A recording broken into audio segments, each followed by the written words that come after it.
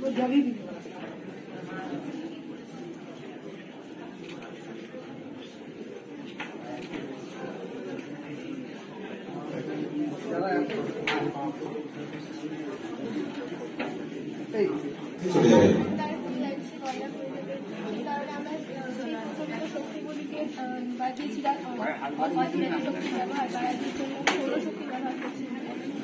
এখানে আমরা recycle reduce এবং রিডিউসের মাধ্যমে কিভাবে ব্যবহার কমানো যায় এবং তাকে আবার এই ধরনের বিজ্ঞানের উপর এক্সিবিশন কতটা জরুরি?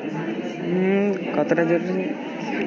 অনেকটা জরুরি, কারণ এখানে এলে অনেক বিভিন্ন মূল্যবান তথ্য জানা যায় আর বিভিন্ন মডেলের সম্পর্কে বিভিন্ন ধারণা পাওয়া যায়। আর যেহেতু আমি প্রথমে এসেছি ততটা বলতে পারবো না, একটু অল্প। নতুন জিনিস শিখতে থাকবেন, করতে থাকবেন।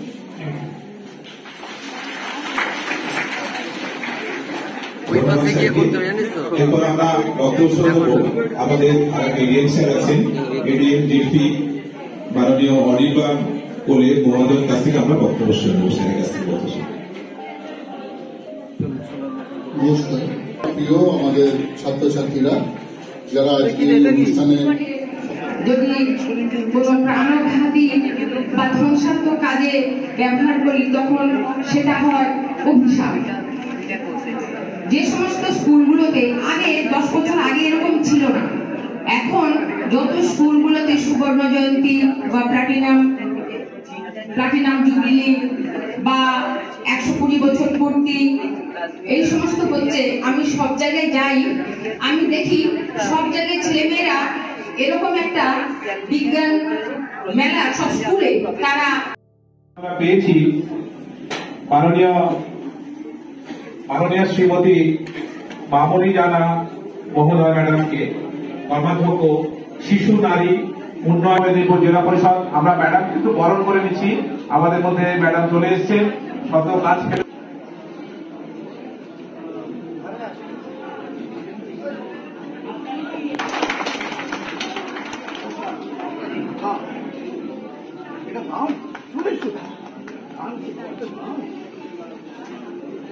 আজকে এই অনুষ্ঠানের শুভ সূচনা প্রদীপ প্রজ্বলনের মাধ্যমে করার জন্য আমি একটু সামনে আসার জন্য অনুরোধ জানাচ্ছি।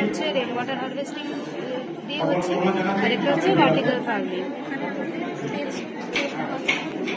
ওয়াটার কনজারভেশনটাও এই জলটা নষ্ট হচ্ছিল এখান থেকে এসে একদম ওইখানে গিয়ে পড়ছে।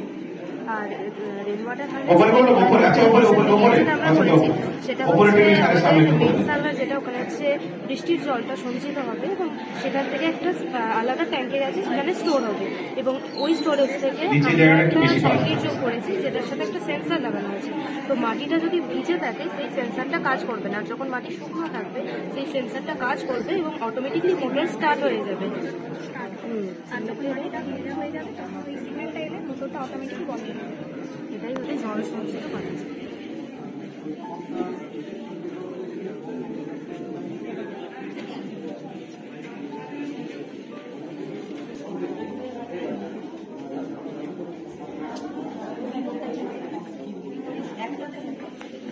সকলে করতালি দেবেন। আজকের অনুষ্ঠানের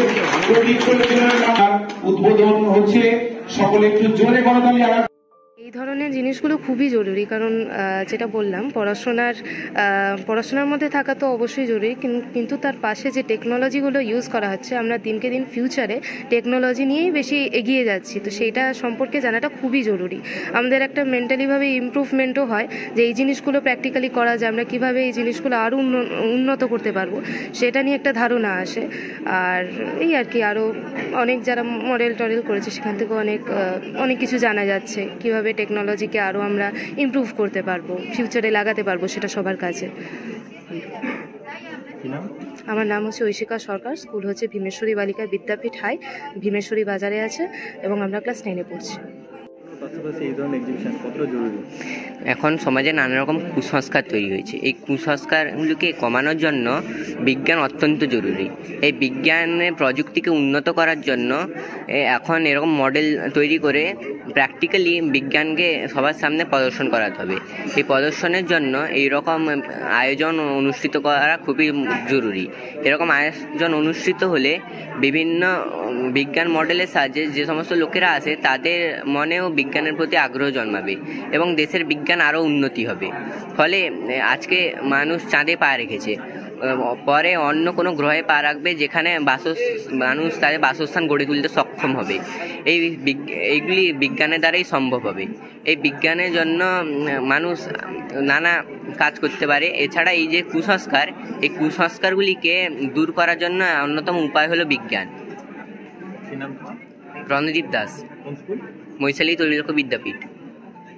এটা অত্যন্ত সুন্দরভাবে ছেলে মেয়েরা তৈরি হচ্ছে আজকাল স্কুলে কলেজে, যে তারা শিক্ষার শেষে এই যে স্কুলে কলেজে পড়াশোনা করার সময় যে বিজ্ঞান সম্পর্কে এত বেশি করে তারা অভিজ্ঞতা অর্জন করছেন, এটা আমাদের সমাজের পক্ষে খুবই ভালো। কারণ ওরা বিভিন্নভাবে জিনিস সৃষ্টি করতে পারে, নতুন নতুন জিনিস সৃষ্টি করতে পারে, যেটা মানুষের প্রাত্যহিক জীবনে সবসময় কাজে লাগে। সেই জন্যে এই বিজ্ঞান অত্যন্ত গুরুত্বপূর্ণ বিষয়, যা মানুষের উন্নতির শিখরে নিয়ে যায় এবং সভ্যতার সঙ্গে সঙ্গে যত বেশি মানুষ সভ্যতার দিকে এগোবে তত বেশি করে বিজ্ঞানের প্রয়োজনীয়তা গুরুত্ব অনেকখানি বাড়বে। তার জন্যই মেলা অত্যন্ত গুরুত্বপূর্ণ এবং এই মেলার মাধ্যমে আরও বেশি করে মানুষকে অবহিত করাই হচ্ছে মূল মেলার উদ্দেশ্য। আপনি একটা মঞ্চে একটা অভিযোগ করছিলেন যে 10 বছর আগে এইভাবে অনুষ্ঠান হতো না, এখন হচ্ছে স্কুলে স্কুলে। হ্যাঁ, আমি দেখেছি, আমার নিজের বিধানসভা কেন্দ্রে দেখেছি, আগে যখন স্কুলের বাৎসরিক অনুষ্ঠান হতো, বাৎসরিক একটা শিক্ষা প্রতিষ্ঠানে বাৎসরিক অনুষ্ঠান হয়, সেখানে কোনো এক্সিবিশন হতো না, প্রদর্শনী হতো না।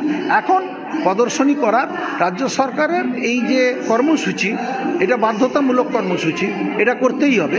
এটার ক্ষেত্রে ছেলেমেয়েরা বিজ্ঞানের দিকে অনেক বেশি করে ঝোঁক বাড়ছে।